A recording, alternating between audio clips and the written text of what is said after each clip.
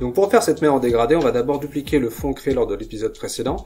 Clic droit, dupliquer, on verrouille, on masque le calque qui s'appelle fond, avant de renommer le nouveau calque et on va le nommer en mer. Ensuite, avec l'outil sélection, je sélectionne tout ce qui n'est pas la mer, je le supprime en appuyant tout simplement sur Supr.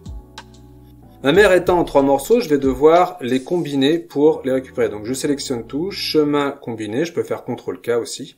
Et maintenant, je vais pouvoir travailler les caractéristiques de cette mer avec le menu fond et contour. S'il n'est pas affiché, vous cliquez sur la petite plume en bas à droite. Tout d'abord, je supprime le contour. Je vais dans contour, j'appuie sur petit X, puis après, je vais travailler sur le fond.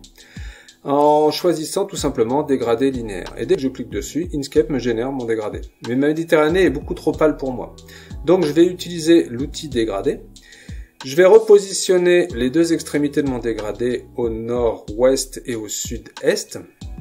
Et là en fait je vais pouvoir travailler les couleurs d'arrivée et de départ.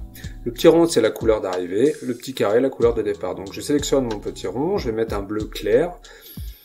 Et je vais ensuite sélectionner mon petit carré et choisir un bleu plus foncé. Comme ça, j'ai toujours mon dégradé, mais j'ai plus l'aspect laiteux qu'avait la Méditerranée au départ.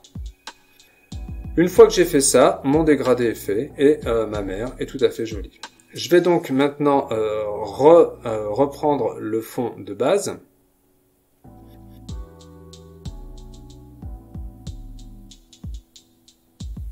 Je vais dupliquer ce fond. Et je vais ensuite pouvoir travailler sur ce fond. Donc si je fais apparaître mon fond de base, je retrouve ma mer et mon continent qui était toujours la même couleur.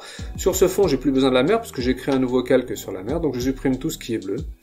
Je refais comme tout à l'heure, c'est-à-dire je sélectionne tous les éléments de mon continent, je les combine, comme ça tous les attributs vont changer en même temps. Je lui attribue une nouvelle couleur un peu plus pâle, je vais prendre un jaune légèrement plus pâle, et comme tout à l'heure, je vais supprimer les contours pour avoir un effet un peu plus lissé entre le continent et la mer. Et voilà, mon fond de carte est créé, et je peux passer à la suite, c'est-à-dire commencer à tracer ma France qu'on verra dans le prochain épisode.